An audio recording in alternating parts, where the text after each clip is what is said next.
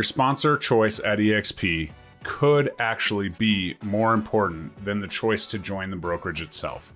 And most agents truly don't have a full understanding of sponsorship, co-sponsorship, and revenue share before they join. That ends today. That's why we're here. So let's get straight into it. I'm Jeremy Kane, proud member of the Wolfpack and co-founder of Carbon Collective, a coaching and outcome-based platform that we offer everybody who joins us. If you're considering joining eXp, book a call in the link below, the reagentwolfpack.com, and we can go from there. So let's talk about this. First and foremost, primary sponsor, you get access to their top 5, upline, and then the co-sponsor comes in and you get access to that person. Co-sponsor didn't give you another tier or another agent of support. It gave you a more relevant, more recent one, because 6 tiers above your primary sponsor used to be, where you were at.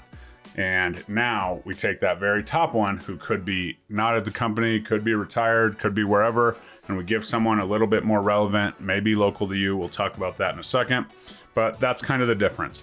Don't worry about any of the money. The money comes from the standard eXp split. Every agent's on an 80-20 split. You're taking the 80%, the other 20% gets split in half, and that's how the revenue share thing is based. So it's not your money, it's not extra money depending on who you bring in. Nothing like that changes. The truth is, it's all about the value that you're getting and how we move forward with your business and what you're looking at. And here's the deal. This is a permanent decision, right? Primary sponsors, before you do the application, it's set in stone. And then the co-sponsor is set 5 days from when you join the company. So if you're watching this after you've joined the company, you might have, an exception to try and get, but it's not that likely. If you're thinking about joining the company and you're looking to find the right sponsorship and you're kind of sponsor shopping, as they say, I want you to focus on one thing. I want you to focus on you, your business. This brokerage isn't going to completely transform your production business, and all of a sudden, because you put an eXp logo on your sign, things are going to change for you. Absolutely not. The beauty of eXp is you can build that personal brand and you can put your brand on the sign, and then maybe the accountability starts to catch up and your time and effort and energy put in appropriate ways that maybe you get from some of the training we offer will absolutely help you grow your business. But it's a you thing, right? So let's talk about that and let's see. But when choosing a sponsor, don't just think about your production business and how it's going to be affected and all the things. Yes, there's amazing features. We'll talk about features versus outcomes in a minute, but here's the main thing. If you are looking to develop an exit strategy and take advantage of the revenue share system and the exit strategy that is provided, you very well may need to think that, or just assume you're going to get there at some point, because most people do. They're like, dang, I really want to do that rev share thing. I like that residual income. I'm sick of chasing the, next deal on the hamster wheel. This decision, even though you may not even think or want to be any part of a recruiting scheme, as they call it, or whatever, that could be extremely affected by your decision of primary and co-sponsor. Let's first talk about features and outcomes. There are a ton of downlines at eXp, and since, eXp has come and it's been around for a while, it's kind of the old dog on the block. eXp, the model, has sold itself to the people that are going to be interested in it. Right? Now it's about features. Now everyone's adding what their courses or their mastermind calls or that kind of piece. And so the features become more and more important. And depending on where you're stacked is where you're going to have access to those. We are in an entrepreneurial business, and absolutely the fact that, who you join and who they joined before that is absolutely key to your success. And I hear it all the time that people come in, they're like, oh, I joined, my aunt or my friend or, someone local to me. They left the company. They didn't really do this. And we're going to talk a little bit about those mistakes at the end. So make sure you stay till the end and I'll talk through those. But let's talk about features versus outcomes, right? This is absolutely important, right? Everybody sells on features, but what you need to understand as the agent looking to join and name a sponsor and possibly a co-sponsor, you need to look at the outcomes. So for instance, if the feature is we have comprehensive training courses, you have to ask yourself, will this training course First of all, will I log into it and will I do it and will I hold myself accountable? Will it get me to X more deals? Or we offer weekly group calls. Okay, will that provide the accountability I need to pop onto that Zoom call? Is Zoom calls enough to absolutely get me into accountability and get me into motion? Okay, next one, we teach, agent attraction. Okay, if I want 5 agents recruited in 12 months, what's your proven system? Okay, did you know that if you recruit 5 agents who then go off and do the same thing that you did, you could be pushing a near 6-figure residual income if all of those 5 agents cap and then they bring 5 agents that also cap into the mix within a year? That's what we're talking about. That's who's done it, how have you done it, what did you actually do to do that, or did you just come across this guy and he grew out and you benefited from it?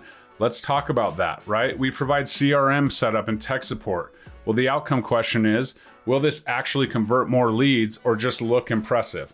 Does the website just look pretty, or am I actually going to learn how to drive people to the website and do that? Does the CRM support the back end? As long as I set it up and I know how to set it up through the training, does that work for me, right? We have a massive downline revenue share team. Okay, if my goal is 2K a month passive residual income, what do I have to do to get there? What support do you actually provide me in helping me reach that? Or are you just, cherry picking off of my list, helping me grow, yes, but building a downline, because if it's just my list and I'm not learning how to cold recruit or warm recruit or outreach or those kind of things, then where am I at? So those are the things that you, as someone looking to join, need to be really, really aware of. Here's the truth. Every eXp group offers different features and everything looks good on paper. For the most part, you have to make sure what it looks like after the day you join. Am I just gonna get blasted with emails? I'm never gonna hear from anyone again. What does that look like? Because if it get lost in spam, you hear it once and it's gone, that's a whole thing. So what's that look like? How are you supported? If you're onboarding with me, you're having a support call right away. Right when you go, you get an email, you get a text message that says, hey, book an onboarding call with me.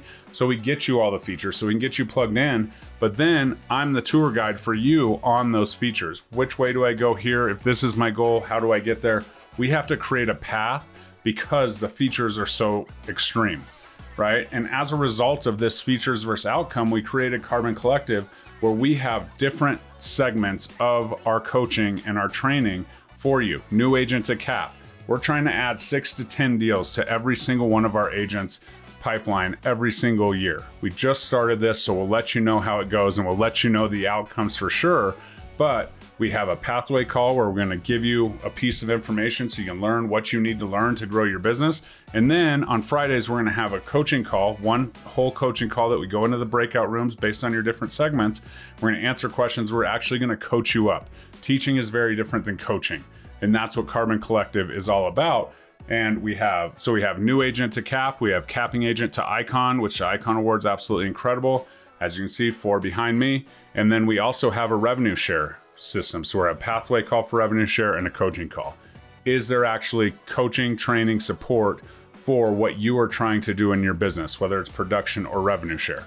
That's a question you have to ask yourself and see what the potential sponsor and co-sponsor and the upline actually provides. So let's talk about the biggest problems that I see and the biggest mistakes. First and foremost, I want local support. Well, here's the reality of local support. If you have, a team lead or something like that, a revenue share organization is different than a team. You can join a revenue share organization, you can name sponsor, co-sponsor, and you can probably still join that team. So you might want to ask that question, because you don't want to just completely sponsor with that team lead, and then that team lead doesn't offer you anything if you're not on that production team, right? Which usually comes with higher splits, certainly maybe some lead opportunities, higher splits and more obligation. You're also building that person's brand.